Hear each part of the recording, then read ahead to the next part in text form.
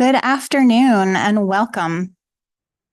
Welcome to the Town of Highland Beach Town Commission meeting. Today is Tuesday, September 17th, and it is now 1:30 p.m. And I'd like to call the meeting to order. May we have a roll call, please? Commissioner Goldberg, Present. Commissioner Peters, Present. Commissioner David, Present. Vice Mayor Stern, Present. Mayor Moore, Present. Town Manager Laverty, Present. Town Attorney Rubin. Present. Thank you. If we could all rise for the pledge.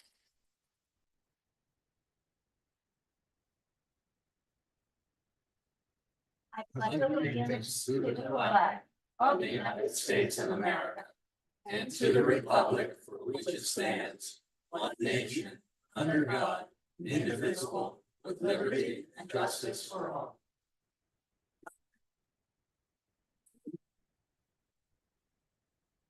Are there any changes to the agenda? Seeing none, if we could have a motion. I move we accept the agenda as presented. I'll second that. All in favor, say aye. Aye. Motion carries unanimously. Are there any presentations or proclamations? No. Public comments. I'd like to open the floor for public comments and you're limited to 5 minutes. So is there anyone who would like to get started? Sure. Please state your name and your address. And if you could please come to the podium. Yep, thank you.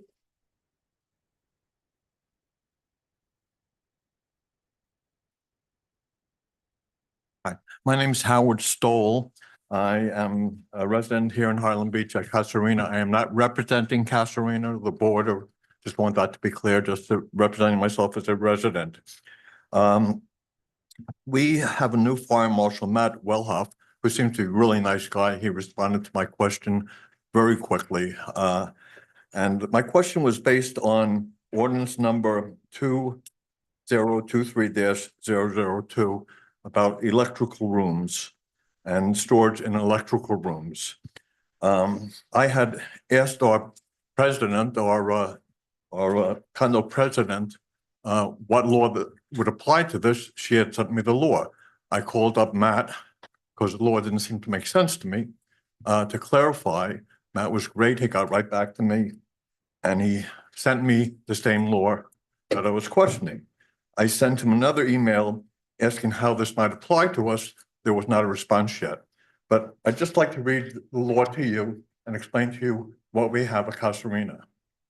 A determination, this is the law, a determination that storage is illegal or in violation of this or other NFPA codes shall be at the discretion of the fire chief or his designee.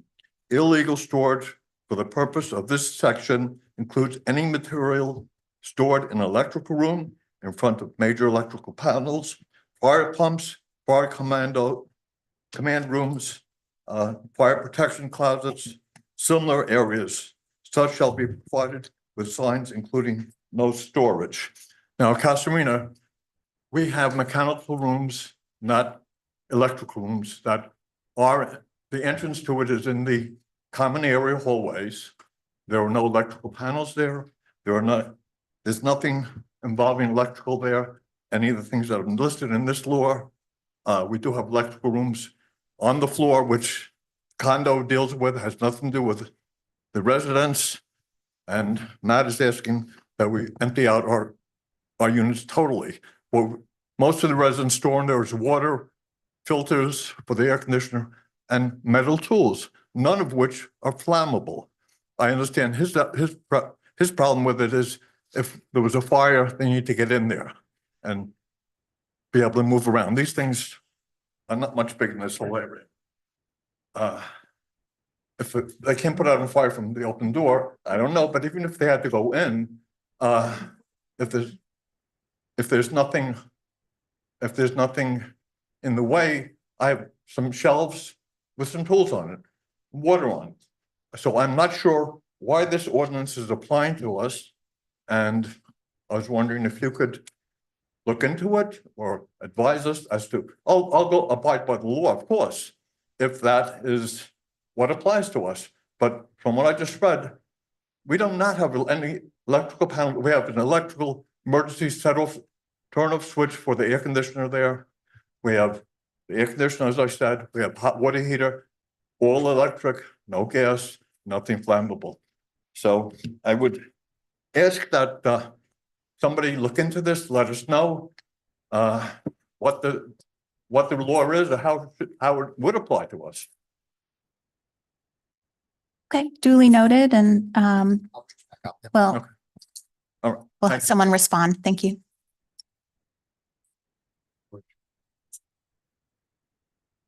Yeah. 5 minutes. Yeah, go ahead. Okay, sorry. We'll have you go next. Yeah. Please state your name and your address. My name is Eugene Garrett. My wife Maureen. We live at 1070 Bellito Drive, Highland Beach. It's referred to in the proposal as a pie shape. Let me remind you, we think it's a la mode. We bought the property in 1972. I couldn't live in Palm Beach County until 1990 because I had a job in Broward. I'm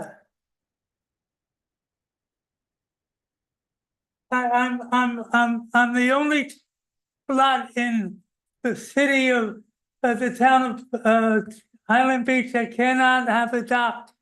And that was because I think to protect my commissioner at that time.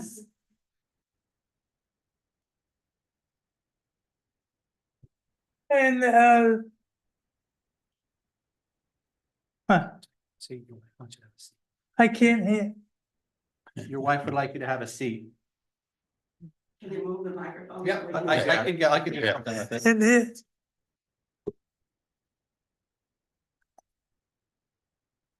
oh, yeah.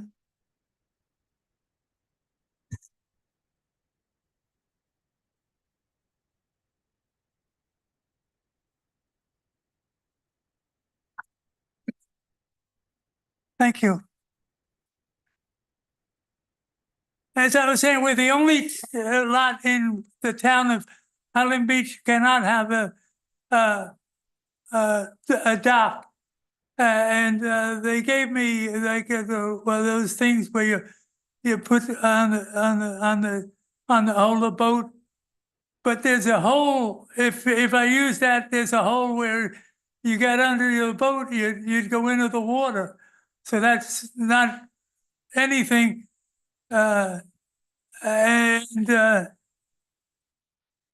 me just say this is that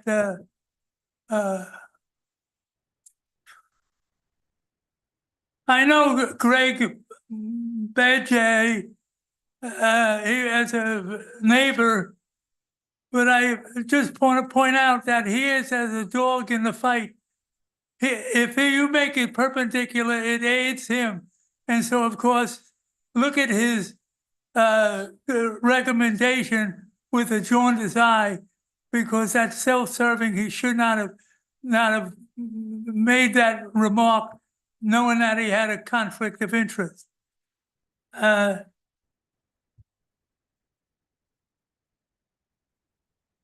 Page 19 of your outline recommends 25 feet excited into the water, and it is currently 5 feet and should remain at 5 feet. What's the sense of if I can't have a dock because it's like 20 feet by 20 feet. I'm a threat to navigation, and you're going to let people get in, put gigantic boats even further into the lake. It doesn't make sense. And you say the 25-foot encroachment into the water would for AMF. Does that mean a combination of dock, cliffs, and floating platform? It doesn't speak to any of that. You just how many how many docks can you have? There's a situation in front of the town where a gentleman had a dock, and now he has another dock. What happens with the third dock and the fourth dock, the fifth dock? You'll be in the middle of unless you say no, only one dock. And the perpendicular, let me say that, is my property is pie shaped, as I said. And what happens is if you make it perpendicular, I'm eliminated from having access to the water, because what'll happen is that the property to the east and property to the west, it's like this now, and they're prevented from going across our property line. And if you make it like this, where they can go this way, they'll just keep it extending, and it'll extend. They'll eventually touch, and we'll have no authority, no ability to go anywhere. And you just can't. Riparian rights, the courts have held that getting a view is an asset that should be protected, and you just can't take somebody's view away from. Listen, for their own property, they can do anything they want with the view, but they can't use their property to affect a neighbor's property. And like I said, we've been in there 52 years. We've enjoyed every minute of it, but this seems to be ridiculous. Why all of a sudden now you gotta have it perpendicular to give people more access to the boating facility, when there's enough that is. The gentleman next to us put a floating dock in. It's not Okay, a floating thank you. dock. It's attached to the. Thank you very much it's for your comments. Attached to the seawall, and he has got a boat where he takes the boat and puts it up on the floating dock. Thank you. Thank you And- for your comments. and, Okay, you got everything good. Time's up. okay, sorry. Thank you. Thank you. Yeah. Go ahead, Ron. State your name and your address, please. Roger Brown, 4314 Tranquility Drive and 4315 Tranquility Drive. I'm a member of the planning board here in the town. I'm a member of the police foundation and the firefighters foundation here in town. The planning board sent recommendations to the commission. We spent almost a year putting it together, and many of the items that we had suggested were just either summarily dismissed or changed. There's a lot of misinformation that is going around. There's a lot of misinformation that's being said here in these hearings. I watched all the videos for the last 6 to 9 months, and it's quite disturbing. Nobody wants to have 0 as a distance of setback. That would be ridiculous. Nobody would want that. And further, in the proposed accessory marine facility document, it tries to regulate floating vessel platforms. You cannot regulate floating vessel platforms according to statute 403-813. You can't regulate it. It can't be, you cannot impose further restrictions than the state has. So that absolutely has to be removed from any proposal. And in reference to setbacks, I think that a reasonable setback is acceptable, whereas some people might have to disturb their view. I personally had a boat. I purchased a house across the street to dock my boat, and I had to navigate down a canal. And if there were differences in setbacks, I could have gotten back down that canal much easier without inhibiting the navigation. But at the end, distal end of my canal, there is a lift at the apex of the canal, which should never have been put there. And it's really wrong. And it was very difficult to navigate around it. And as a matter of fact, I almost hit it many times. I didn't, but I almost hit it many times. And I think that at this point in time, there seems to be a lot of emotions going in multiple directions. I think that you really need to send this accessory marine facility ordinance change back to the planning board to have it re-reviewed. There are 10 to 11 items that are in this proposed ordinance that were never reviewed by the planning board. And they were just stuck in there. I don't know who stuck them in there. I don't know how they got stuck in there, but they just got stuck in there. And I don't think it's a reasonable thing to go forward with that ordinance. And I think it needs to go back to the planning board. And I think that reasonableness is something that works in this town. I am the only single-family homeowner on the planning board, and I try to stand up for the single-family homeowners. And, this is not a town made of just condominiums, and there are single-family homes. And there are many changes that were made that I think are not correct. And the misinformation that's going around town or being said here at the commission is really inappropriate, completely inappropriate. So that's thank you. Thank you. Any other comments? Okay. Oh, go ahead, Dr. Greenwald. Please, can you come up to the podium?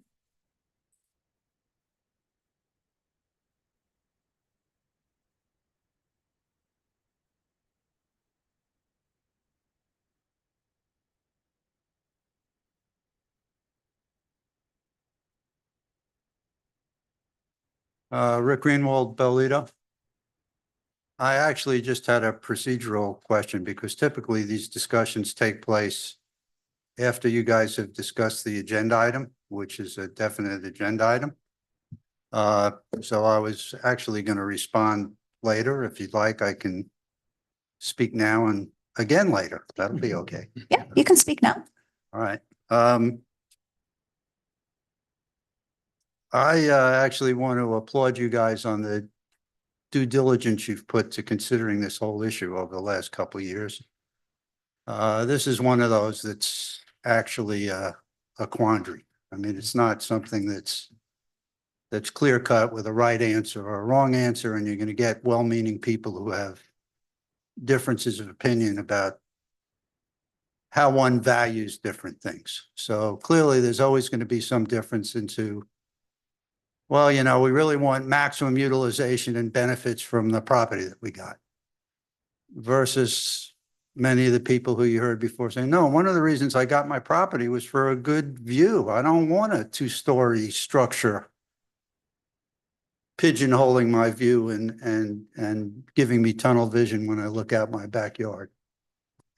So there are multiple issues to be considered. It probably should not be an all or nothing thing, and some people who are reasonable, I think, need to sit down and try and hash out some reasonable compromise that everybody can feel reasonably comfortable with. The one question that I've alluded to multiple times, which I don't believe has received a satisfactory answer for all of us, relates to the town's ability to actually regulate, modulate, whatever you want to call it, any of these, what used to be called temporary structures, namely these plastic, rubber, floating docks for lifts or whatever, which are increasingly in use. And I certainly understand what Roger said, and we've been told that that's what the statute said. It can't be regulated beyond what the state said.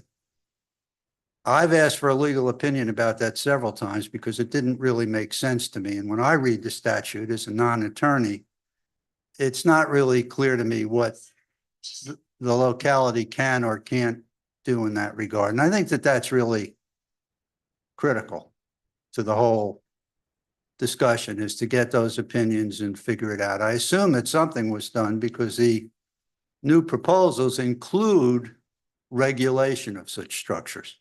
But again, I don't know. I don't know what's happened with that part of the process. But clearly that's something that we need to know, because a lot of the decisions are going to be based on what can or can't be regulated. In my more recent readings, I used to sort of look at when they said permanent as, oh, permanent, that means you're putting like wood pilings in the water or concrete pilings. That's permanent. Well, the more I read and the more I actually just look up lay definitions, not necessarily legal definitions.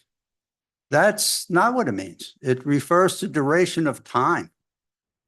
So something that's regarded as a temporary mooring or docking is you're talking about hours, days, maybe weeks, maybe months. When you start talking about a structure being there for a year or more, that's a permanent structure. Doesn't matter that it's made out of plastic or rubber or something. It's a permanent structure if you look up definition of permanent mooring. So I don't know what the answer is, but that's something that's critical to this whole discussion, because we're never going to resolve the whole thing until that question gets answered.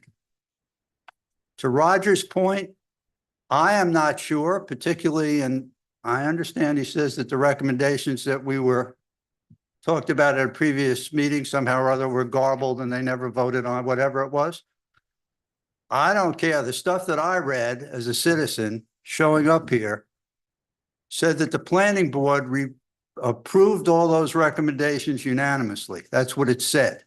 And those recommendations included 0 setbacks, which is what set me off on my whole crusade here to begin with, because as was said today, that to me is a totally unreasonable kind of a solution. So I'll be happy to comment further later on in the day, but thank you for your time. Thank you for your comment. Anybody else want to comment at this time, or maybe when we get to the item? Okay. Seeing no additional public comments, moving on. We have no ordinances to discuss right now. We have the unfinished business, the discussion of the proposed draft ordinance amendments to the accessory marine facilities and seawall regulations of the town code.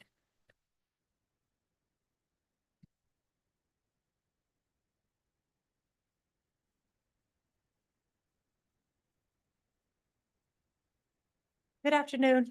For the record, Ingrid Allen, Town Planner. I guess I'll just give a general introduction to the item. I provided for you an agenda memorandum, which starts on page 5. So as the commission may recall, on April 2nd of this year, you all did have a discussion item regarding the proposed amendment concepts. At that April 2nd meeting, you decided how you want to proceed, how you want to move forward with the amendment concepts. And I provided on page 5 and also on page 6 of your packet, a table which lists the initial proposed amendment concept, the planning board recommendation, and then I've gone ahead and added what the consensus was from the commission from the April 2nd meeting. So basically, the commission decided to move forward with items or amendment concepts 1 through 4. Those include a maximum height for accessory marine facilities, to exempt personal watercraft from the definition of boat lift, a maximum seawall cap plus stock width, and encroachments into the water for accessory marine facilities. And you also wanted to move forward with amendment concept number 6, which was a ladder provision. And then regarding amendment concepts number 5 and 7, number 5 was some new setback requirements. There was a no action option there from the commission, and you had a no action option on the maximum seawall height. So based on the direction given to staff from the commission, we've prepared this draft ordinance. I do want to make clear, this is not a first read. So this is unfinished business. It's a draft ordinance. Because the ordinance is amending the zoning code, chapter 30, the code does require that this ordinance go to the planning board for a recommendation. So we'll see what direction you want to do. Just wanted to make that clear. The ordinance, actually, I'll delve into the latter provision. On page 14 of the packets, which is the actual draft ordinance, You all wanted a ladder provision. You wanted basically two versions. One that's more of an encouragement, which was what is put into the ordinance. Again, on page 14, I can read that into the record. We have number 8, ladders are permitted on docks, seawalls, finger piers, or other mooring facilities. So it's basically, if you want to have a ladder in the town of Highland Beach, you can have a ladder. That's more of the encouragement. And then on page 6, I provided a more of a requirement, and this is based off the recommendation from the planning board, which is basically you have to provide one ladder for each 100 feet abutting waterway, canal, or lake, et cetera, et cetera. And with regards to the floating vessel platform and residential floating boat lifts, right, this was not initially in the proposal that was given by the previous vice mayor, Mr. Bobby. And I will actually defer to the town manager. This was added into the ordinance based on his request, so I'll give him the floor on that. So on this provision, it's a hot topic, right? Floating vessel platforms. We have no definition in our ordinance. I sense there's some legal risk by not beginning to find a definition. I would think it's a floating dock, but I'm told, no. It is a floating vessel platform. So we've got to have this conversation. The one alluded to prior, the previous commission didn't want to take the risk to litigate it. I'm getting closer and closer. We're going to be litigating this issue because we're going to be putting these in. So at some point in time, to protect our legal interests and mitigate risk, we have to start thinking about integrating a floating vessel platform. I know that it's been discussed. It's a sensitive topic. I don't know how we get to the end here. But we have to talk about it because these are more permanent in nature. They're not temporary structures. So they're accessory to your marine use. So I asked Ingrid, put it in a definition somewhere. We need to have this conversation because they're showing up everywhere and creating issues. We did get a legal opinion. Len can kick me under the table. We can regulate to setbacks. There's some disagreement. That's the litigation part. I think when this first happened, it was 21, 22, right around when the state kind of started handling and tackling this issue. Nobody wanted to litigate it. I was hoping Fort Lauderdale, Miami. I gave some testimony to some legislators. They didn't want to tackle it in Miami. Some of Peggy's colleagues. I kept on telling the legislator, this is going to blow up in our face because it's going to spread everywhere if we don't have some reasonable. That's the discussion part, is reasonable of how we handle floating vessel platforms, because it's not a floating dock. Okay, because you could park a boat on it. So I guess it's different. We just needed that definition. So that's on me to put it in here because we got to have this conversation. Maybe today isn't the time.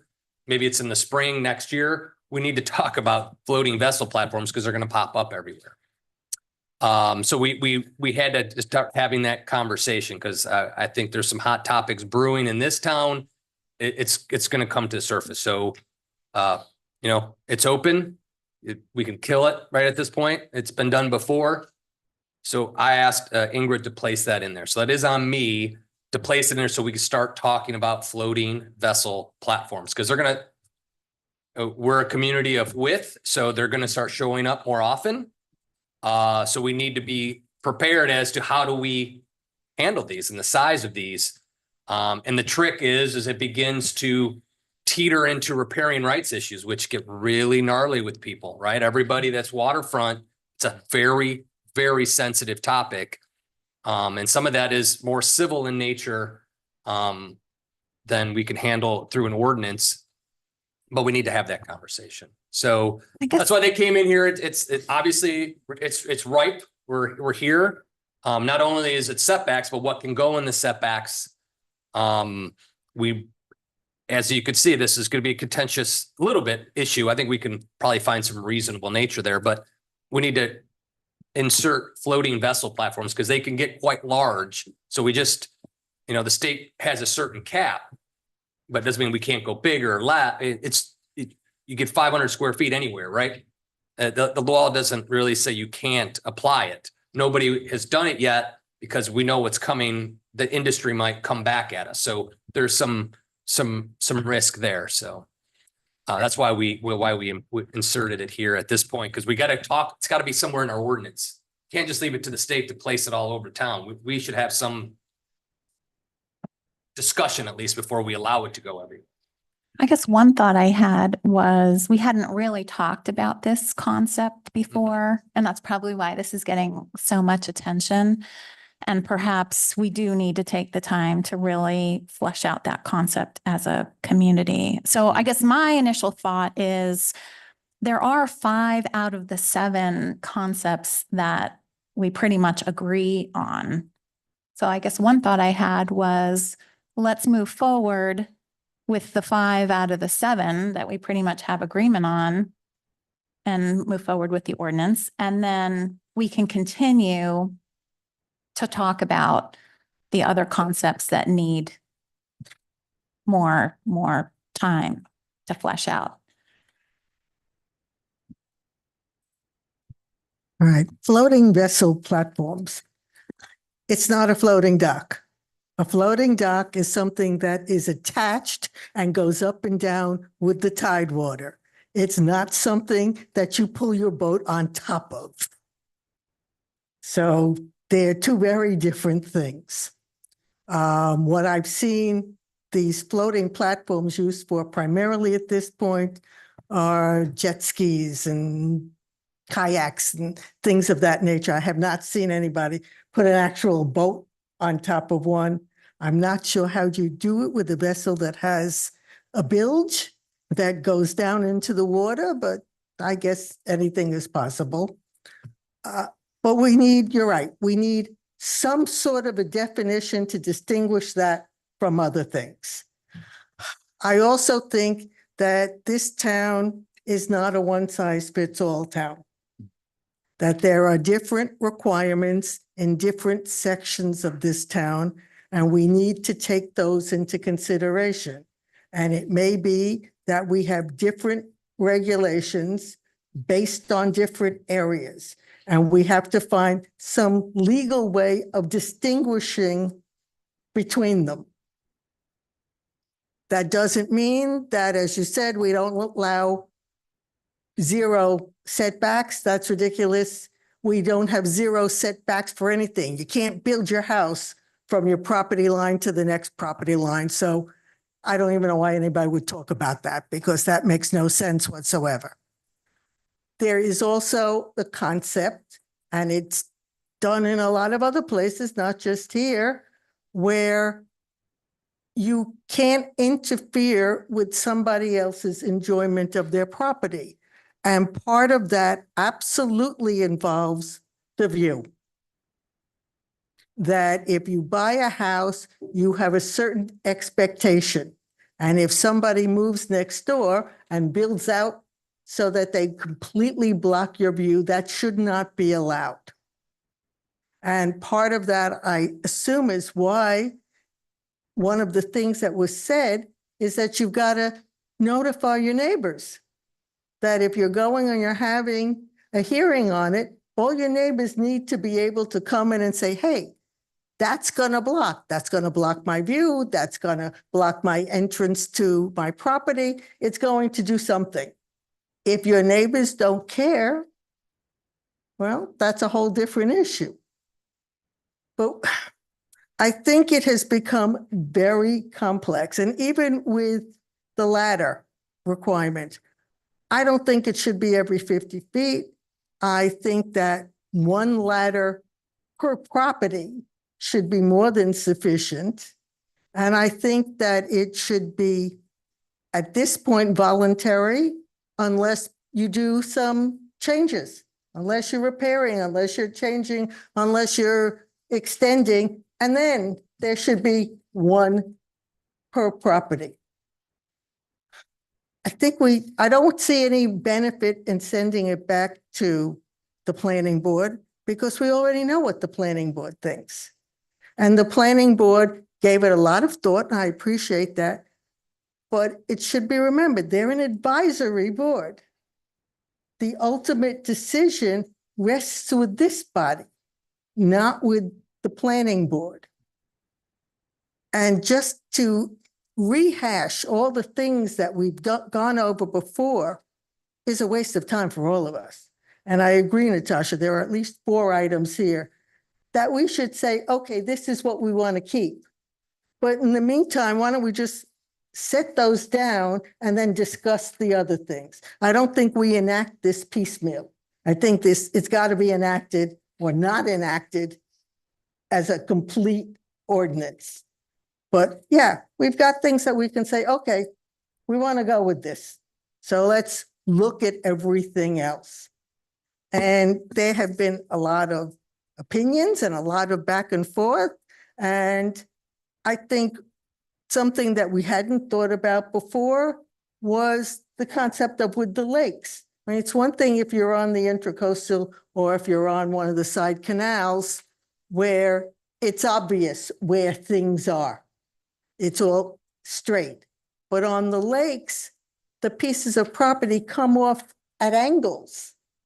And you can't have a situation where you've got somebody in a pie-shaped piece who's got this much waterfront, actual waterfront, and have people on either side basically have the nose of their boats hopping over the side of what's your view and blocking you from doing anything with it. So I think we need to look at it from that perspective. And then we need a lot of help wording this so that it's functional legally. Because I think it will become very tricky. And I think we need to just look at this a little later on. Let's have Ingrid and Len get together and come up with something that at least is initially workable for us to discuss. Because right now we really don't have anything that we can truly discuss where it lays everything out. Those are my thoughts. Yeah, I agree with Evelyn. The ladders we took out, right, Ingrid, we made it just, we recommend it. We don't force you to have ladders. Silent, right. Yeah. And I agree with Evelyn. I think, Bolito is different from Bird Beach. They should have their setbacks and they should have their setbacks a little smaller. So I agree with you. I think we should go out to the community and figure out what setbacks work for each community on the Intercoastal. And they do it. And if they have a problem, they can always get a variance and come into and speak to the and have the exception. So I agree with it. But I guess we have to talk about those couple issues that we mentioned and people mentioned out here further. I would also agree. I think it's a good idea. There's a lot of renewed interest, additional issues that are being brought to bear, and we want to address it. We were each given a stack of paperwork that are certainly letters from the community. These have to be reviewed, very important. So until we have done that and also have the definitions for what we need, the legal definition. So we have clarity. In the meantime, we can operate as we have, since we have the backup of bringing, when someone goes for a variance, we have the Corps to come in and give an expert analysis touching off of, from the statute, what are the elements that have to be met. And to date, it's worked somehow. I mean, we're here because we want to make it better. So I think that we need more research and more input for us to make a good decision. I absolutely agree with Evelyn and Judy's comments. I think in the approach to the ladders, I think is absolutely correct that it should be added as property is being worked on or seawall is being worked on. It's a safety issue, and I totally agree. And I don't think that we should necessarily just arbitrarily adopt another municipality's way of handling it just because they're doing it in a certain way. We have unique waterways and communities, and I think we have to treat that in that respect and not have one blanket rule for every community within our borders.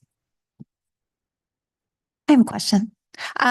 In the pie-shaped example where someone has a small amount of water frontage, how does the way the proposed ordinance is written, how does it impact that pie shape with a small amount of water frontage? How does it change the access of if they wanted to dock a boat on their property?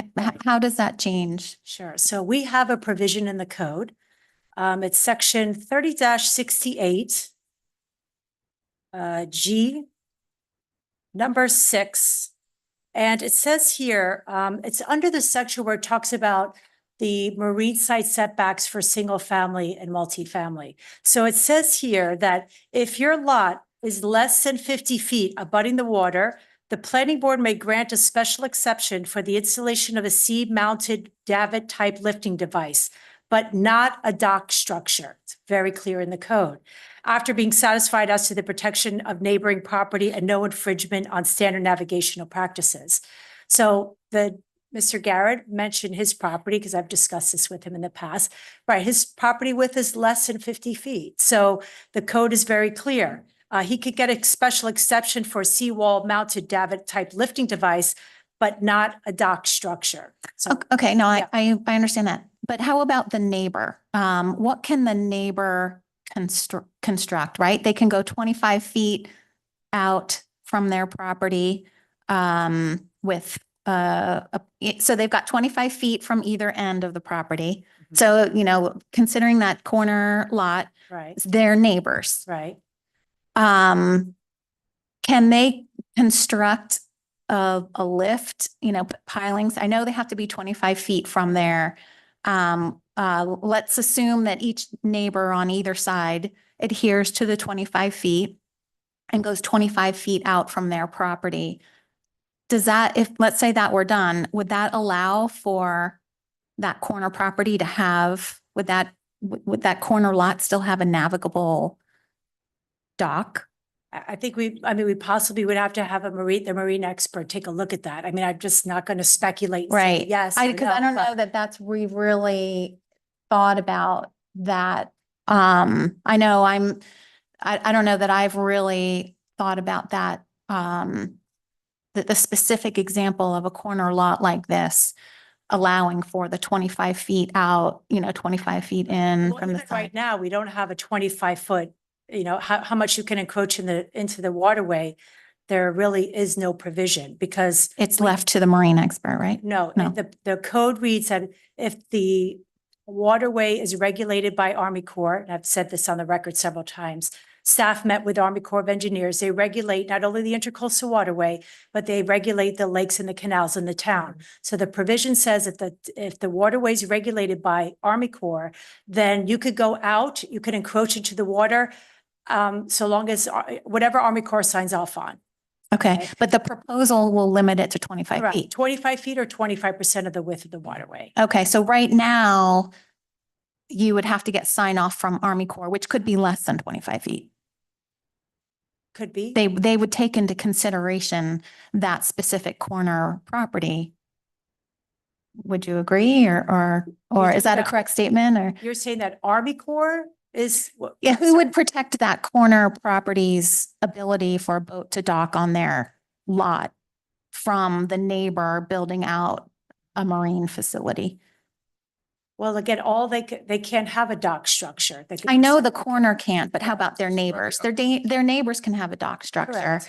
And the proposal is to allow them to come out 25 Right. feet. And in that corner, if they, Right. I if get you're, what you're if you're, saying. the original proposal was 10 feet setback. Right, Currently, it's 25. correct.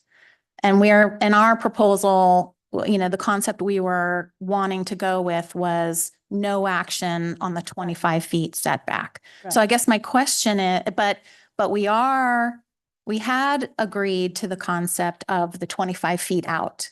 Right. So I guess my question is, for that corner property, if we allowed their neighbors to come 25 feet out, Could there be a? could there Right. be, you wouldn't be able to drive a boat onto their, Right. So keep in mind, for accessory marine facilities, we have certain criteria in the code, whatever you're building an accessory marine facility, which includes a boat lift. So I'll read you those, and I've read those as well on the record before. For mooring facilities, you cannot create a hazardous interference with navigation, endanger life or property, or deny the public reasonable visual access to the public waterway. You also have installation of the mooring facility. Some of this is redundant, but it is in the code. Installation of the mooring facility shall not cause a hazardous interference with navigation, endanger life or property, or deny the adjacent property owners or public reasonable visual access to the public waterway. And installation of such mooring facility shall not infringe upon standard navigational practices that are or may be used by abutting property owners. So they have to be able to comply with that. Right now, the way the code is written and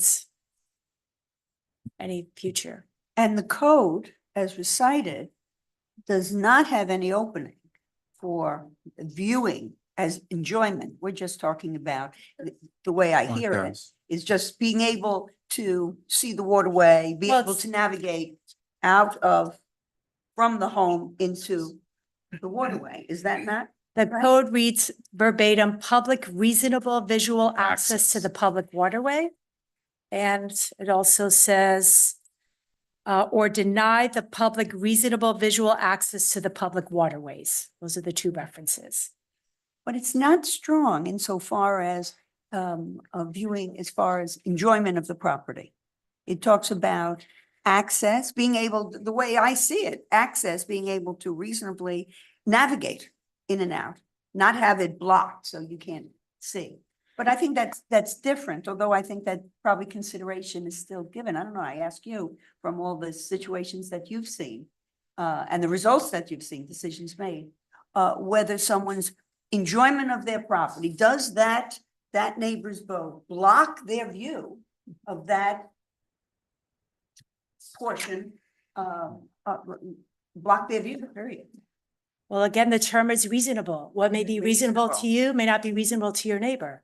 So we've had people that felt that it was not reasonable. They come to the public hearing for planning board, they state their case, and the board determines whether they approve it or not. So, yeah, so that's how we've dealt with it. I have a question. So we've got 1070 Bellito, which is on the corner, has very little water frontage. You've got 1084, which is on one side, and you've got 4307 Intracoastal, which is on the other side. If 1084 Bellito wanted to put a lift that is 25 feet from the edge of the property and then 25 feet out, you're saying that when the neighbors get notified of that new accessory marine, the proposed accessory marine, 1070 Bellito could come out and say that lift that they're going to put out is going to block, even though, it's in the ordinance, you're allowed to do 25 feet setbacks, 25 feet out. 1070 could come out and make an argument and say that piling is going to be right smack in the middle of my view. I oppose that. That's what would have to happen. It would be permitted, except for a neighbor would have to come out and say, that's not reasonable. It's in my view. I'm not going to be able to get a boat into my 40 feet of water frontage. Right. So the way the new ordinance, so the draft ordinance, we have that provision that there's a discretion that we could still bring in a marine expert. So just like now, we have a sort of an awkward shaped, we've had some boatless at the end of the canals. We'll bring in the marine expert, let them determine what their thoughts are. Is it compliant with these criteria in the code? We'll let the marine expert make that determination. So if we were to move forward with the proposed ordinance as written in the agenda today, we still have the option of the marine expert. Actually, let's look at the language that's in the proposed ordinance. Because I do remember that was one of the commission's suggestions, that you wanted to still be able to bring out the marine expert, even though we have this 25 feet or 25%. So bear with me and I'll give you the. It's on page 14. Thank you. Ingrid. Yeah, page 14 under number 3, towards the bottom under documentation. The building official or planning board may, in the exercise of their discretion, request evidence prepared by a recognized marine expert. All that is existing language. We just added in the exercise of their discretion.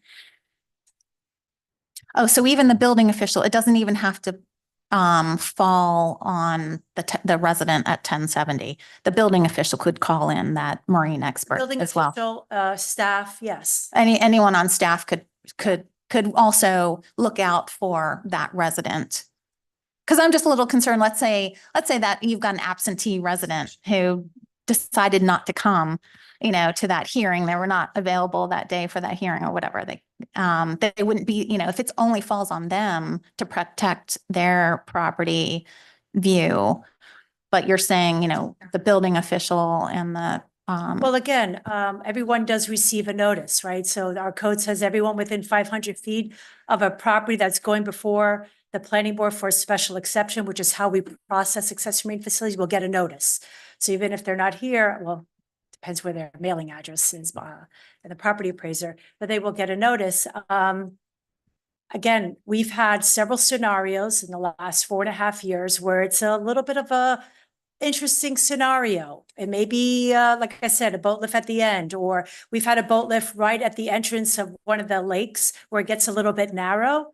It's a little bit tight. I suggested we get a marine expert to do that. I'm not going to make the determination if it's an impact to the navigation of the waterway. That is not my expertise. So I think you have a professional staff. If it looks a little bit unusual, an unusual case, a tight area, yes, we're going to call the marine expert. But then again, you may have a very straightforward boat lift, in a very open area of the lake, and the next door neighbor may say, well, I have an issue. I don't know that we would, it would necessarily warrant a marine expert, but again, everyone does get a notice, and they can come to the meeting and state their concerns. Now, would that trigger would that trigger a review by the expert? Because the provision 3, subsection 3 says the building official or the planning board may in their discretion order. Right. Can a homeowner in addition to that? It's not in the code, but I think if a homeowner called, that's something we would discuss with staff, with the town manager. I've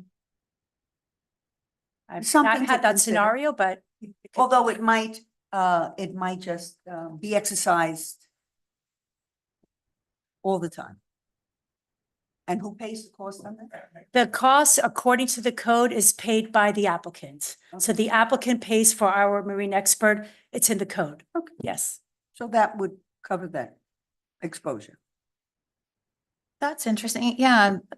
So Commissioner Goldberg, you're suggesting in every instance, No, it would be an option. Here, it's only referring to the authority to trigger that. is Right. The building official or the planning board. I'm suggesting, since that'd be the homeowner as well, it's at their cost and expense. Actually, now looking at that section again, we should probably put building official or designee. right? So just because any staff, but if you want to add, you're I think that makes sense. wanting to add the owner. I think that makes sense. I'd like to open up for public comment again. Anybody? Go ahead. Is this a good time to have more? Okay. Okay. Just a couple of things, Roger Brown, again, just a few things. First is 0 setbacks. Nobody ever wants a 0 setback. We don't live in a town with 0 lot line homes. We don't want 0 setbacks. Nobody ever asked for that. Additionally, I do like to deal with facts rather than rhetoric. So 6 years ago, I put in a floating vessel platform. When I put in the floating vessel platform, there were at that time 46 floating vessel platforms in the town of Highland Beach. More than half of them were right on the property lines. My floating vessel platform is not on my property line. I set it back purposely to be courteous to my neighbor. And this is a situation in which, the Attorney General of the state of Florida wrote an opinion letter, and Jeff is in possession of that opinion letter because it was sent to him by the Jet Dock Corporation. And that opinion letter says you cannot regulate floating vessel platforms at all, because the alternative is putting a vessel in the water, which has bottom paint, which has emits toxic residue into the water, which kills the sea life and the seagrass in the state of Florida, which is the reason why they don't regulate floating vessel platforms and they actually encourage floating vessel platforms. Because that toxicity, it's the only way that you could stop barnacles from growing. And in Bellito Island in particular, barnacles grow and residue grows at an exceptional rate, as opposed to on the intercoastal where it grows at a much slower rate. But you put that boat in the water and it's constantly leaching heavy metals into the water. It's a fact. It happens every day. And if you take a boat and you can put it on a floating vessel platform or any type of vessel on a floating vessel platform, it saves the leaching of those metals into the water. And I honestly don't believe that the planning board is just and it gives an opinion. I think we put a lot of effort into the ordinance. We spent a lot of time. And the last point is ladders. I don't know how many of you have ever fallen in the water. I have. I've had children fall in the water. I've had pets fall in the water. If you don't have a ladder to be able to get up, it's a real safety issue. And people need to have ladders. I have a 100-foot lot. I have 2 ladders on my lot.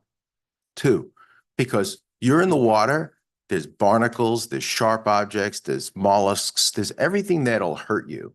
And getting out of the water is not easy. It is not easy at all if there's not a ladder. And God forbid you have to swim 100 or 200 feet and you don't have the ability to swim 100, 200 feet. What if you're a senior citizen? Quite frankly, I'm going to be a senior citizen very shortly, but I could swim, but other people can't. It's a very difficult situation. And I don't think that you should leave it up to buildings or house or homeowners to decide whether to put a ladder in. I think it's a safety issue, and it's very important to be able to have that so that people can get themselves out of the water. I mean, when my child fell into the water, I had to dive in to go get him in shallow water. And it was not easy finding a ladder. It was not easy getting to a ladder in my former house that I lived in Boca Raton. I didn't have a ladder. I had to swim to a neighbor with a child on my shoulder. It's not a good thing to leave it up to people to make a decision on a $200 ladder. It's $200. It's not a financial burden, but it is a safety issue. Sure, go ahead. Good afternoon. You're- I'm De Beer. I live at 4307 Intracoastal Drive. I've been a boater for 30 years, both on the West Coast and here on the East Coast. And I want to affirm what Roger said about safety and ladders. It is really important that you, on a larger lot, you can get to a ladder. I just want to emphasize that. But there's other safety issues when you have a boat on a dock that, as a boater, I can tell you is really important.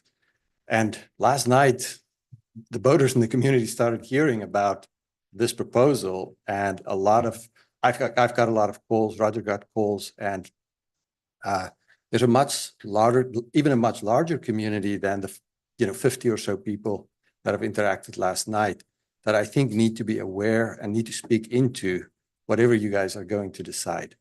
But when you put a boat on a dock in where we live here, and a storm comes by, that boat has to be secured. There's a lot of potential safety risk and liability if a boat breaks loose. And so having appropriate setbacks allow you to properly secure a boat. If you have a boat that overhangs beyond your dock, it can start moving around, snap ropes, etc. So I would like to put something in your midst to consider. Instead of a feet setback, please consider a percentage setback of your waterfront line. In other words, whether it's 10% or 15% of whatever your property water frontage is then proportional to your frontage versus what we have today, up to a certain amount, it's a small setback and then suddenly it jumps. If you're above 70 feet today, you go from being able to put in a 40-foot dock to a 20-foot dock on the same property with 1 inch of difference. So, the bigger issue for me though is the safety issue. And so I would just recommend that you think about a percentage, which will give you that proportional safety measure and should solve the problem. Lastly, I have one more comment, which is, I've had trouble getting a good interpretation from the town on property lines as extended waterward. And that definition changed over time. And that's okay, because I would just encourage you, whatever you do, make it very clear. Because for me as a resident, it's been really hard to interpret what I can and cannot do. I email Jeff often and say, can I do this? Can I do that? Because it's so hard to figure out from the code. So anything to simplify that, or maybe even have an FAQ attached to your code or something like that, that you get where you get a lot of questions from, would be really helpful. Thank you.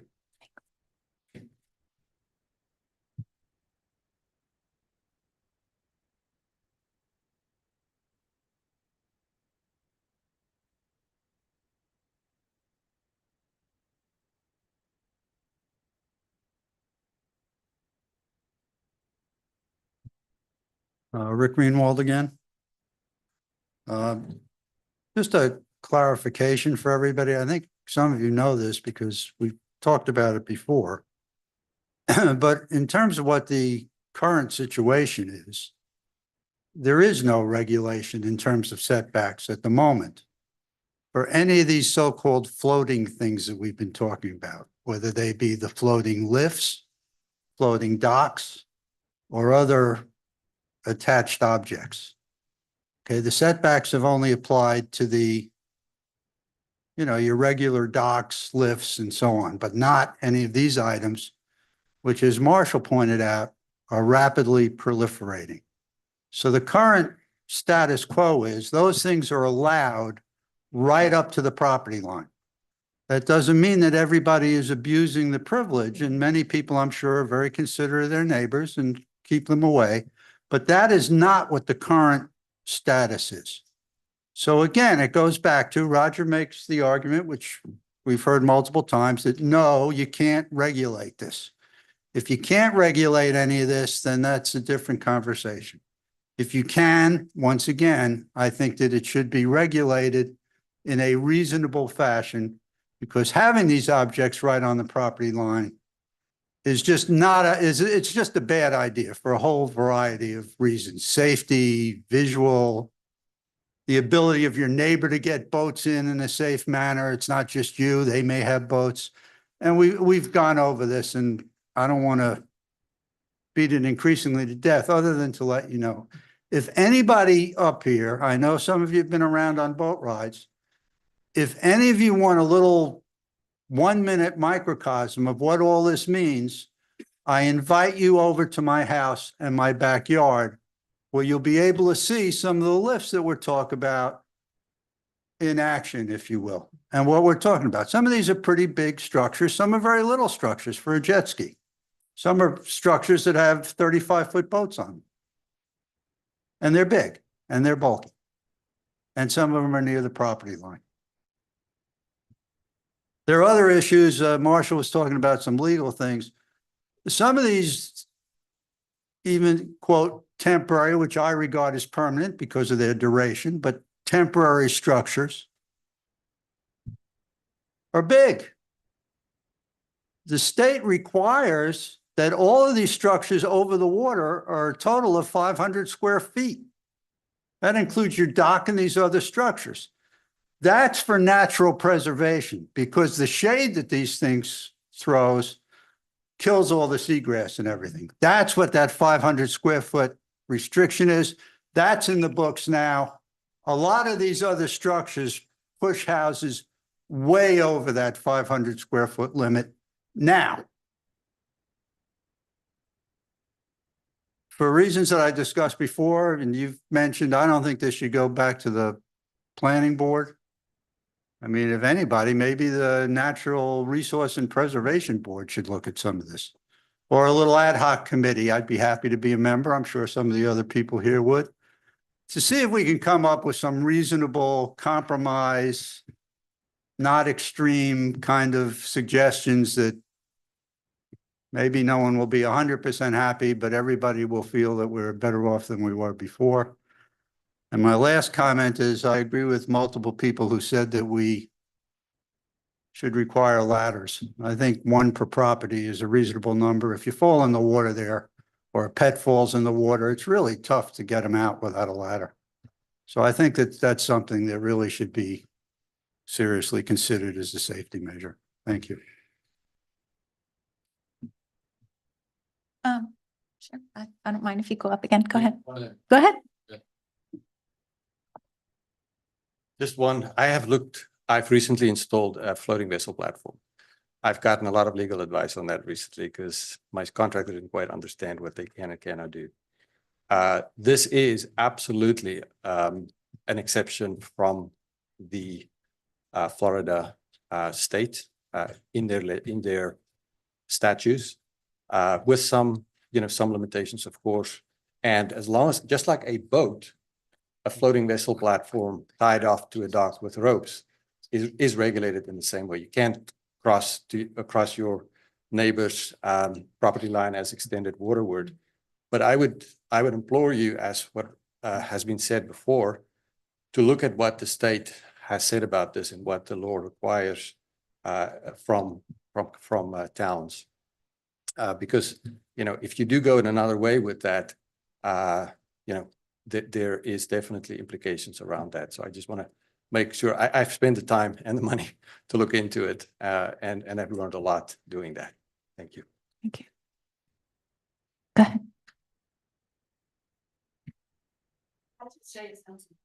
He's going to, Dr. Johansson will go for, you can go next, Maureen. You can go right after him. Thank you. Carl Johansson, 2358 South Ocean Boulevard. I'm pretty sure you're all aware of my opinion on the 25-foot setback. I just want to reassure you that we have not changed our position. And I recently got some new information about some letters being sent from the Bellito Association, some members in that area.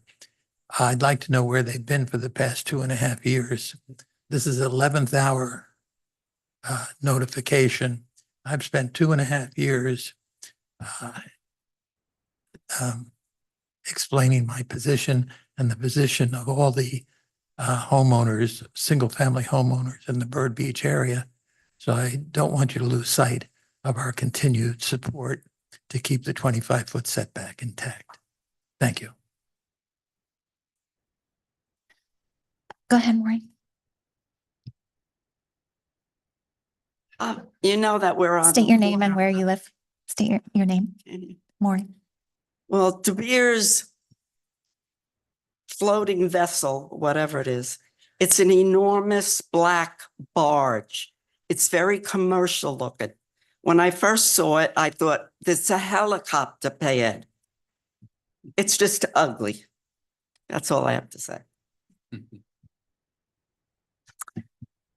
And just to repeat some of the other input that I've received via email, I've received people in favor, not in favor of the 25-foot setbacks, both in the Bird Beach neighborhood and also in Bellito. So I don't think it's everyone in Bird Beach is good with keeping the 25 feet. There are some residents in Bird Beach who are strongly in favor of reducing the setbacks. And then, of course, there are many, probably the majority in Bird Beach, who want to keep the current setbacks.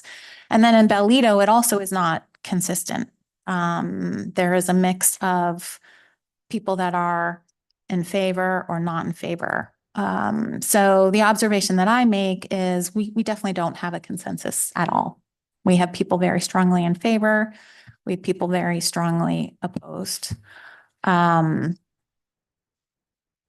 mean, I thought the suggestion of a committee to, maybe a subcommittee, maybe to hash it out. Right, I don't know if they can come up with a compromise. At this point, I don't see a compromise on it at all, which is why, because I didn't see a consensus. Me personally, I'm in favor of the no action because, when you don't have consensus, we all bought in, with the current rules, which is why I thought not to change the setbacks. Today I'm hearing a lot of people in favor of ladders, but I've also heard some people very strongly not in favor of ladders.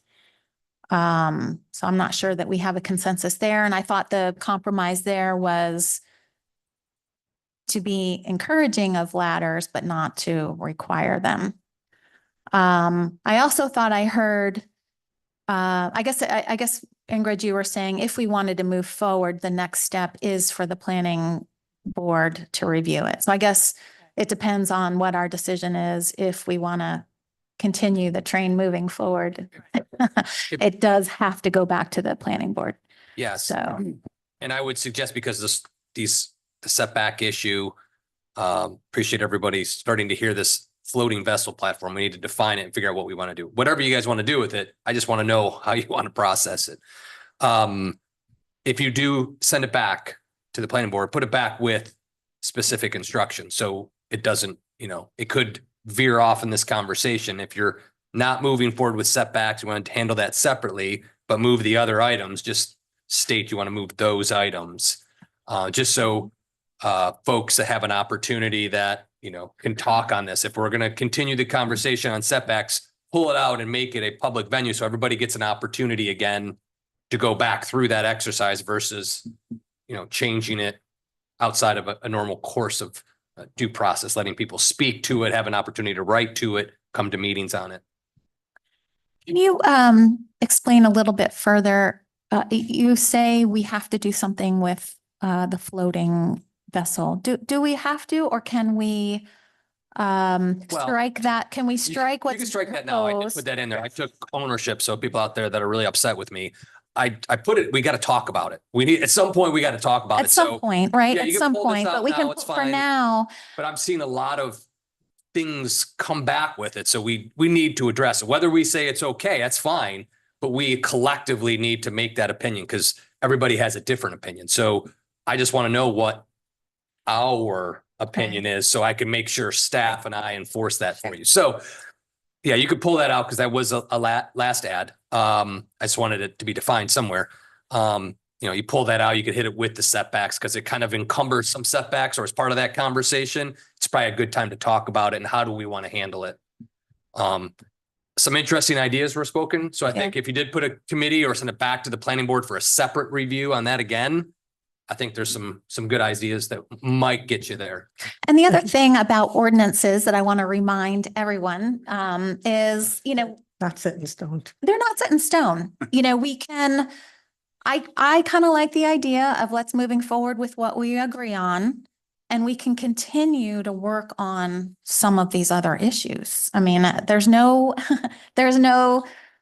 restriction on time. We can finalize what we agree on, and then we can continue to, the next meeting, continue working on and try to come up with a compromise on those other issues. I think it would be a good idea for us to go back out on the boat and specifically looking at floating vessel platforms. Because I don't think any of us really looked at that when we went out the last time. We were looking at width and we were looking at what it encumbered, navigation and things of that nature. Let's go look and see what these things are. Because obviously it's not just a little bit of, a 10 by 2 foot floating rubber thing. So we can't discuss it intelligently till we know what we're looking at.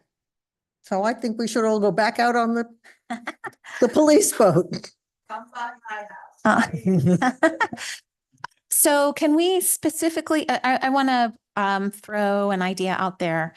If we strike the definition of the Yep. floating vessel, we keep the proposed changes on the 4 items that we are taking the recommendation of the planning board. And we go through the process of, you said planning board has to review that. And then we can take Commissioner David's recommendation, which is to continue to evaluate the floating vessel, go out on the boats and all that, and continue working on what we need to do to address the legal issues with respect to defining floating vessels and continue to get more input from the residents. I guess the one thing I'm not clear on is ladders. What does everybody want to do about the provision on ladders? Advocate of encouraging.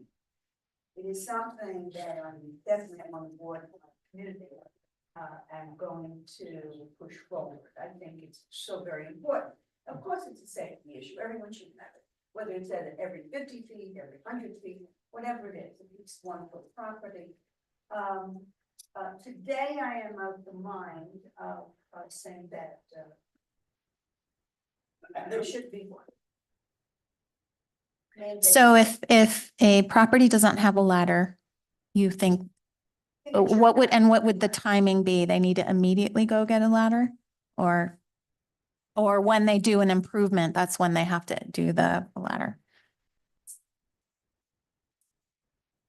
How we said that changes should be made when there is some work done. But I think it's just very important. I'd like to see everyone have at least one, including the single family homes, certainly kind of. I took to heart what was communicated with his experience. Did he leave? No, he's still here. Roger. Oh, yeah, there you are. And that spoke to me. I'm right on the dock, and we clean them up, and they're very pretty, but there's a ladder at the clubhouse, but it's a large area. And I'll talk to them. We're certainly going to put up more than one. I'll bring it to my board. But for the town, I think it's a safety issue that should be addressed more affirmatively. I would support it. I would support it either way. But I'm inclined, if I was the vote that pushed it one way or another, I'd say at least 1 foot property. And I guess we'll go through each of the commissioners. Can you also provide a comment on whether you agree moving forward with the language as it is, just striking out the vessel and just moving forward with the 4? Yes. Or what are your comments on that? Okay. Okay. Can I just make a comment before you do that, please? Well, we're just going to talk, all of us, and then we can open it back up again. Everything else, I think that we spoke about at the last session, that we addressed this issue. So I would agree with that. But as far as, let me just go back, there has to be a timing. On the Like ladder. we should, on the ladder. So I think we should think about that. That if other commissioners are in agreement, then let's focus on that. I'd like to hear. And maybe that's something we can send back to the planning board to come up with recommendation. Yeah. I think it's a good idea. Because it's still out there, specifically with regard Setbacks. to the floating vessels. That's important. That we continue working on it. That it's not something to solve right now, that we continue to put our heads together and evaluate. Out there, it's a problem. We have safe, well, actually, we don't even have safeguards. There's the issue of the experts coming in. Does that even attend to issues regarding floating vessels?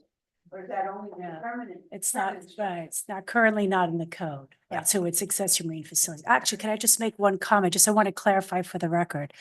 In the code, section 30-68H6, we have a provision about regarding floating docks. So floating docks are different than floating vessel platforms and floating boat lifts. So I just want to clarify. It says here, floating docks are permitted, subject to conformance with all zoning code requirements herein and compliance with all applicable building codes. So floating docks do have to comply with any marine setbacks that are currently in the code. Just want to make that So clear. I think with the amount of the floating vessels that we have, we should be attending to this. So I think it's necessary that we have dialogue and take action if the community thinks that it should be. Yeah. Commissioner Peters?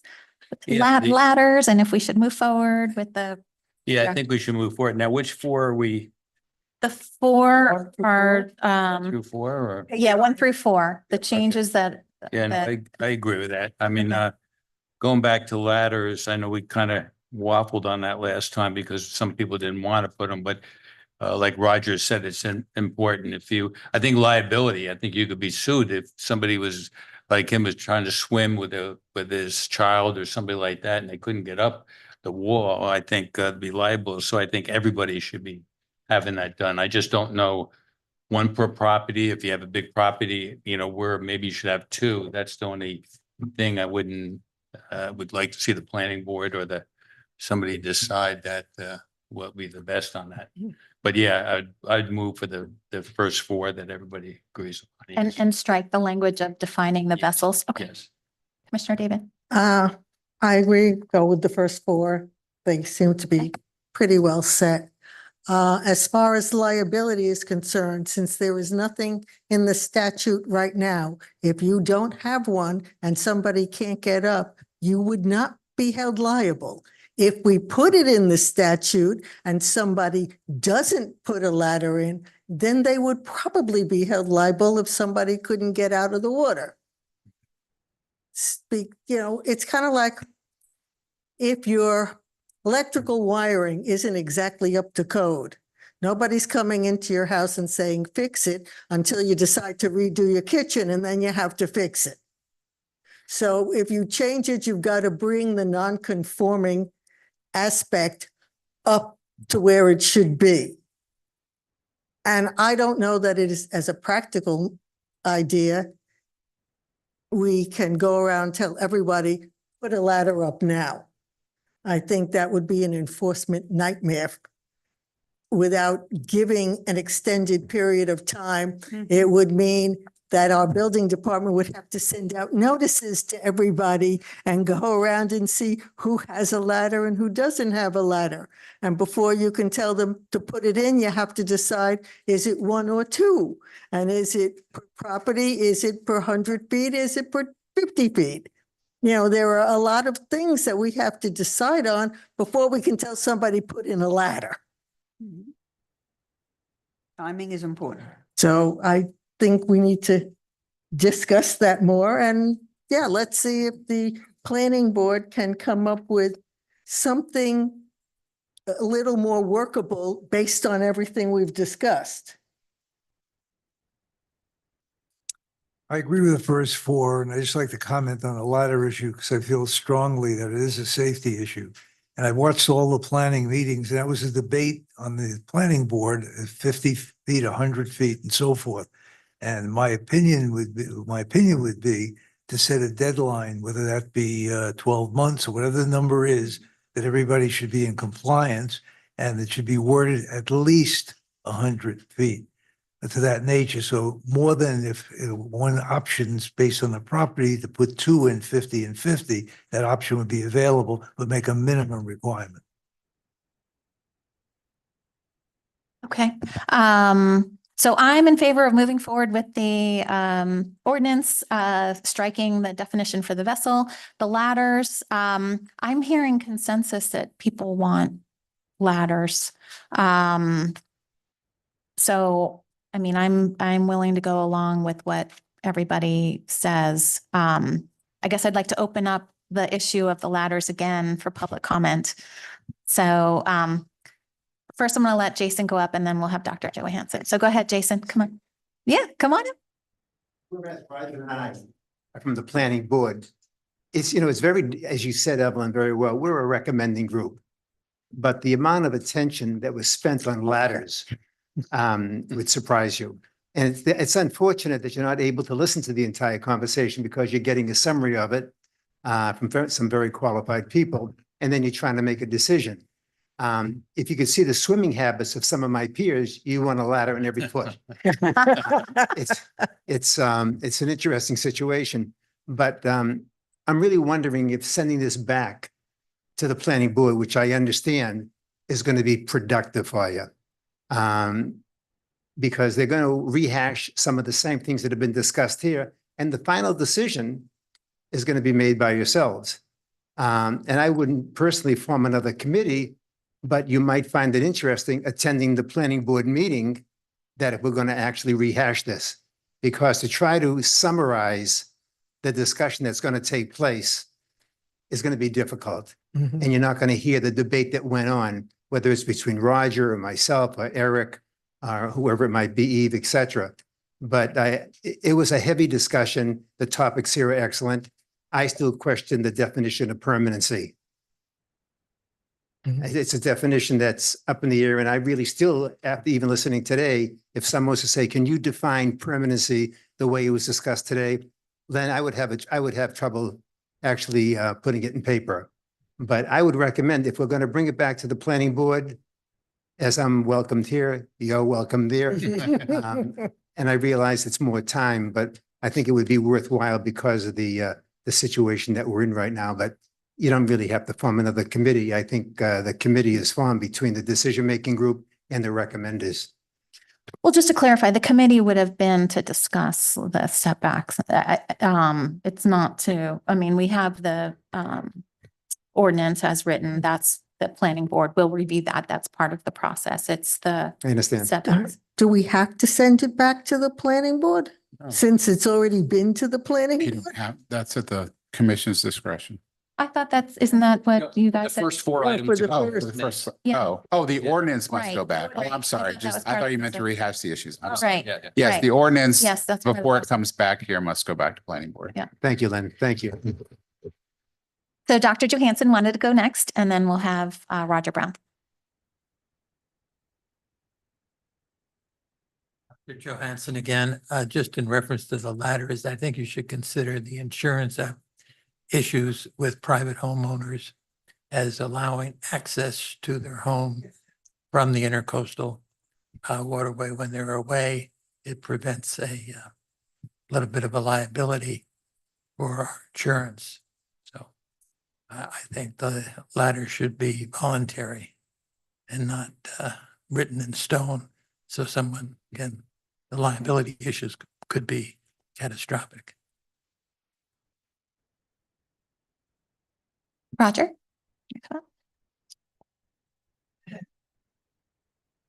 In the planning board, we spent countless hours talking about ladders, so I'm not going to mention it again. I do know two things. One is, I think we might have made a mistake on one particular issue and a comment on another issue. I didn't come to my attention until just yesterday when I come over the bridge into Bellito Isle, and on the right-hand side is a house that has a boat that's a catamaran, a power catamaran. I don't know the owner. I don't know the homeowner. I don't know anything about it, but that homeowner, if this is passed, if number 3 is passed, is going to have to dispose of his boat because his boat is wider, is almost 50% as wide as it is long. It's typically of a power catamaran. And there are other power catamarans in the city. So we might have made a mistake in our recommendation of number 2C, where it says 25% of any boat moored to the extent of the waterway or the property line. And then in other parts of this ordinance, it says that you can have a 3-foot seawall cap, a 5-foot dock, which means 8 feet beyond the property line. And now if you've got a I had a 62-foot boat, let's just say 60 for math, and that means the boat has only 15 feet is 25%. And then it's 15 feet plus 8 feet is 23 feet. Well, my boat was 17 and a half feet wide. I wouldn't be able to own my boat if it's from the property line or from the wet face of the seawall. So I don't want you to approve something that is going to be problematic for any boat owners. And I think that this was an error made by us on the planning board to say from the property line rather than from the dock line, where the end of the dock is. Because people dock their boats up against their dock. And 25%, there's a gentleman who's in Bellito Isle, has an 80-foot or 85-foot yacht. And he's got 6 or 7 condos that he owns to be able to dock his boat. Well, what's the regulation on that? Because he's got all these condos. Is he taking pieces of his boat on each condo? I don't know. I don't know how you would regulate that. You know, and how do you tell a guy you can't have a power catamaran? You know, sorry, you know, you got to sell your boat. I mean, I think that some of the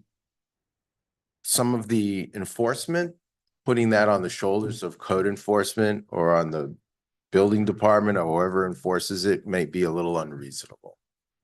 So I apologize for the mistake that was made, but I just noticed it yesterday and I noticed this. What page are you referring to? If you look at number 4 What page are you on? page, I don't have page numbers. It's not at the bottom center. The bottom. It's either 2C and 4. 2C, I see on the bottom of page 11, not more than 25% of any boat moored in a boat basin may extend waterward of a property line.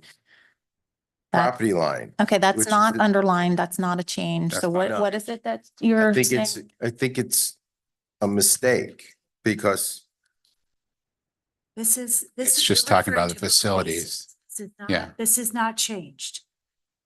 He's referring to, if I may, looking at the bottom of page 11, you're looking at existing Right. regulations that we have Right. about boat basins. We're not changing anything Right. regarding boat basins. You see no strike there, you see no underline. Right. This is existing language.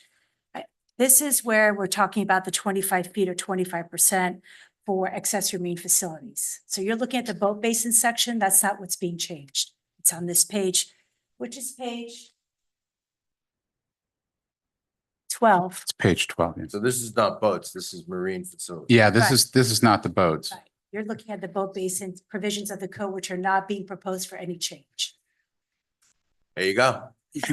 Well, thanks for looking out for our neighbors. Smarter than the As- average. Thank you for looking out for people. I think I appreciate everybody is looking out for our neighbors, and this is clearly a sticky subject. So as far as moving forward, I guess I'm recommending someone make a motion that says we move forward with the 4 items that we agree on. We strike the definition of vessels. And we have the planning, I'm sorry, did I say that wrong? No. Okay, and we have the understood. planning board take a look at the language for the ladders and make a recommendation on how to make that a requirement with But they did- with a timing that is, But they didn't want it though. no, the planning board wants ladders. Yeah, their The planning board recommendation wants was ladders. to install them. Right. Are you just looking for the timing, Mayor? Like when? Yeah, how- right. That's what we want, right? We Okay, want, we want something palatable for the residents as far as requiring ladders, but giving them some sort of grace period to install the ladders and let the planning board come up with a recommendation. Now, do you On think that the issue of the liability issue should be addressed, should be considered? In what aspect? with- Yeah, and with, Great point. okay, that's a good one. Liability Let's was, consider that. I mean, Right. again, Right. the liability, the effect of liability Yeah. no, I got on that. the family, on the owners, by making it mandatory. I think we should really look at that to see is it strict liability? No, we're looking at that. I don't believe so. I mean, liability, you're talking about the property owner. Property which- owners, Okay. liability. Yeah, I don't think. So, yeah, I mean, as a general rule, what Commissioner David said is correct. If you're not meeting a code requirement, then God forbid something happens, then there's a liability issue, yes. But, you know, the town the goal of the town is to look out for the public health, safety and welfare. And if the town commission collectively believes that this is something that promotes the health and safety of its residents, then that's what the town should do. And I think Dr. Johansson's point is the liability of having an unwanted person onto your property from the water, the insurable liability, the potential of not, you know, I think that's what the perspective he was coming Yeah, from. and I think is- he's absolutely right. If you have to have this ladder and your property is not fenced in with metal fencing on the water side, then yeah, his insurance is gonna go up. I think There's we no should, question about it. I would like to take a look at it, speak to the insurance agents, just to get a general idea before I voted on that aspect. So if that portion could be delayed a bit, that would help. We me. could eliminate the ladder provision at And this just do point it as a. and do it with the other, you know, consider it at another point, you know, delay the whole, we can leave off the ladder piece, Or. just go with the 4, Mhm. leave off the ladder piece and Or address make it later. Or make it as originally assumed in our last meeting. Be encouraged. Encourage. Okay. I'm gonna give this a shot. I move that we send an ordinance to the planning board that encompasses the 4 approved items that we agreed with the planning board's recommendation, and that we ask them as a side to discuss and come back with more detailed information regarding ladders, timing, placement,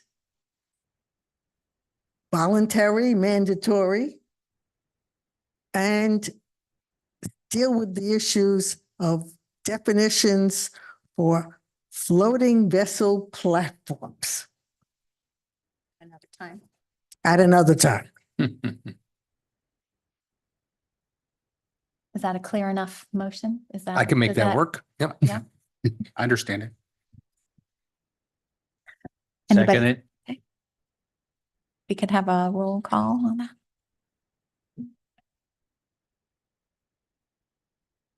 Commissioner sorry. Commissioner David, Yes. Commissioner Peters, Yes. Commissioner Goldberg, Yes. Vice Mayor Stern, Yes. Mayor Moore. Yes. Thank you. Okay, motion carries unanimously. So hopefully, still have a lot of work to do, but hopefully that's satisfactory to everyone. So thank you, everyone, for coming out and providing your opinion. And we look forward to talking. About the ladders. In the law, there's a theory about attractive nuisance. And I was just wondering, would a child find that attractive to go down the ladder and get into the water? It's interesting point. There's liability no matter I what know, you're right? You doing. can't get away from it. It's part and parcel. Well, okay. Well, thank you very much, everyone. We'll move on to the next item, sanitary sewer lining rehabilitation project update. And I think the town manager will, moving on, Marshall, moving on, the sanitary sewer. lining. What's that? Sanitary lining. sewer lining. It's just, we're moving on, sorry. So I got a quick update. We've gotten a copy of the Hollywood contract for sewer lining. We're working with the vendor to finalize their willingness to extend those prices. So As Sergio had indicated, it just moves a lot slower in all these other communities as it relates to this, but we're still working to get that price. Again, FDOT's not going to let us in the right of way. So the idea would be, once we get some prices, we could make moves onto the side streets and handle that first and then work our way out. So I hope the next meeting, I gave the hurry up to Sergio, so hopefully he'll call more pester that vendor to kind of lock things up for us. Okay, so moving along and hopefully we'll get an update next time. Meteor update. Florida Department of Transportation, Triple R project update. Yeah, still moving along. You've been provided, Medicine's been giving you the updates as to what's going on with the project. It's moving slowly. The rain has really slowed them down a bit. The more troubling thing I heard at the last progress meeting is they did some asphalt testing north towards Linton, and they didn't find a lot of good base material under the road. So they're exploring what that could potentially mean for the project, which would be just more delays to get the to get engineered fill back under the road. So a little troubling that it just paved and never really got to the appropriate base material. And they showed that when new driveways are built or new homes were constructed, the base material was better at those locations than the old. So that could be problematic and could slow the project. I'm not sure it will just yet, but they're exploring what they found there. So hopefully it's not throughout the entire project. That would take a while. Yeah. Okay. Moving on to the consent agenda, there are a couple of meeting minutes. Any changes to the meeting minutes? The minutes, I believe there might be a typo on page 28 of the September 3rd. It says under B, Mr. David Newman provided comments. I question, was it David Newman or was it David Delina? Look at the. I believe Mr. Newman was here at the meeting. But here we're talking about the budget presentation recap. We had just prior to that, he Did you was. make a comment about ping pong tables or recreation? Delana had called the category of costs cultural and recreational, and Right. Newman's comment Yes. was, we have nothing recreational. Yes. Yes, now I recall that, yes. In which case, I move we approve the consent agenda. Yeah, there was one other adjustment on page 31. There's some duplicate language. It says he talked about an interview that he had. Anyhow, I corrected it with Lynn Elder and she connected it on the website. So it's good to go. Yeah, I made a couple changes too, and it's already been updated. So, yep. Now can we approve the consent Yeah. agenda? Yes, I second. If we could have a motion, I please. second. Yeah. Oh, did you make the motion? Yes. You did. Yeah. And we have a second from Yeah. Commissioner Goldberg. All in favor, say aye. Aye. Motion carries unanimously. Thank you. Moving on to new business, resolution number 2024-020. A resolution of the Town Commission of the Town of Highland Beach approving an application with Synovus Bank for a credit card with a line of 100,000 and authorizing the town administration to execute all required documents. Yes, so currently, excuse me, we use PNC Banks. Some of the billing periods, their customer service has been quite lacking and troublesome for us. So I had David and Skender reach out to Synovus, who was doing our loans, to see what kind of products they have and the ability to access reports and online payments and things of that nature, which is greatly improved. So we're looking to switch from PNC over to Synovus. We currently have the same credit line, as just the improved ability on bill periods and things of that nature. They're kind of late and it's hard to review some of the reports on spending and getting copies of billing statements. So Synovus has assured us, and they've looked through the product, a much better product for our commercial credit cards. That's all. And Synovus is who we have the loan on the fire. Is there like a benefit to that of having this? No? Yeah. No, so I mean, we'll do it. We'll just Okay. same process, just a little bit more flexibility and a little more improved management and customer service. Any comments on that? Okay. Yeah. Okay. No We have a comments. motion. I move we approve resolution number 2024-020. Seconded. All in favor, say aye. Aye. Motion carries unanimously. Moving on to commissioner comments, Commissioner Goldberg. Well, this was a very busy day. A lot of activity, but these are really important issues that we have to address, the marine accessory. So I'm glad that we're continuing and we had a vibrant discussion today. Well, I look forward to the Florida League of Cities. I mentioned it last time, where the advocacy committee and the taxation and finance that I'm on, really enjoyed that last year. It was very beneficial. And I look forward, and this year, we have the opportunity to go to the National League of Cities. So we are all very excited about that and what we can take away from that and bring it home for home rule. So that's very exciting. I see the transports are starting to come in. Our winter people are arriving, and everyone seems to be very excited about the upcoming festivities. But I'm sure that Commissioner Peters will fill us in on that. So thank you. Thank you today. Yes, the 75th. I think Jason did do it. This is going to be like togetherness, giving. This is going to be a great event. Father Horgan was at the last meeting and we picked the date, December 5th. And I think approximate time, we said 5:30 to 8 or something like that around there. We'll give the time, but everybody marked the calendar, the 5th. We got vendors coming, sponsorships, thanks to Jason, he's working on it. And we have a good group that's working because we usually, Marshall says he just throws this together. So this is being planned. So we expect a good, 1,500 people, I bet you there. So it's going to be great. Food trucks. I know the Chick-fil-A, Marshall did that at the end. That was the hit. So maybe we get some more vendors like that. And like I said, it's all going to be planned, mapped out on the property. More trolleys so people can get there.